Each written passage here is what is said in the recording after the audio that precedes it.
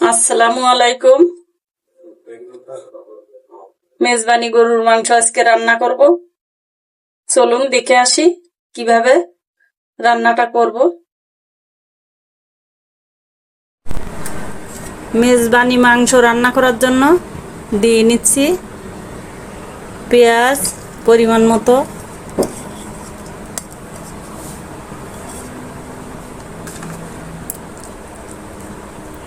আদা রসুন বাটা, মেজবানি গরুর মাংসের মশলা মিক্সার,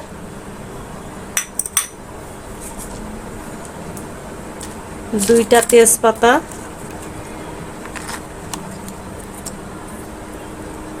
চারটা মিঠা কাঠ,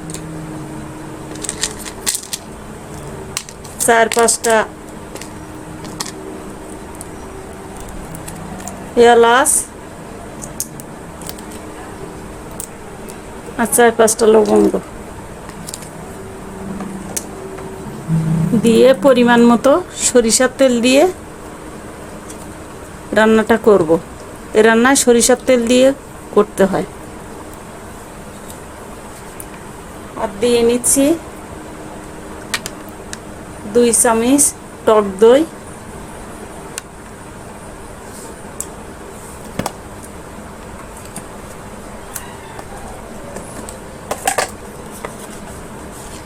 আর পরিমাণ মতো লবণ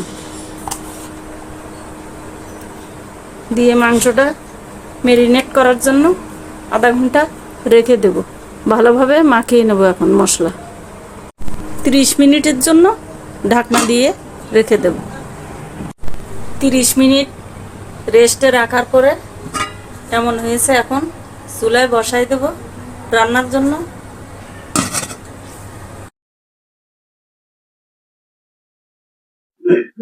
সুন্দরভাবে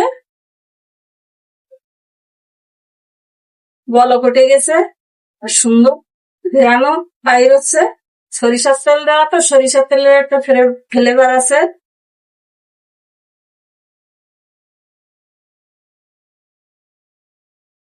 আবার ঢেকে দেব। মাংসের তেল উঠে আসছে, কোনো ঝোল নাই।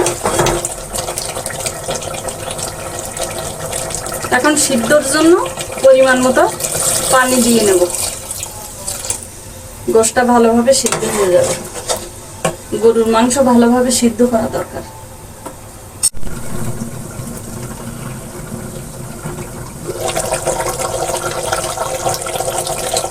মেজবানি গরুর মাংস রান্না হয়ে গেছে। মেজবানি মাংস রান্না করা এখন খুব সহজ হয়ে গেছে, কারণ রেডি মিক্স মশলা পাওয়া যায় বাজারে। সেটা দিয়ে আপনারা এভাবে রান্না করে নেবেন। চুলাটা বন্ধ করে দিচ্ছি।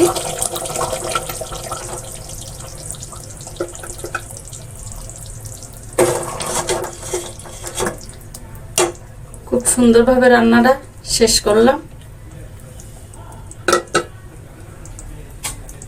আজ এ পর্যন্তই। ভালো থাকবেন। আল্লাহ হাফেজ।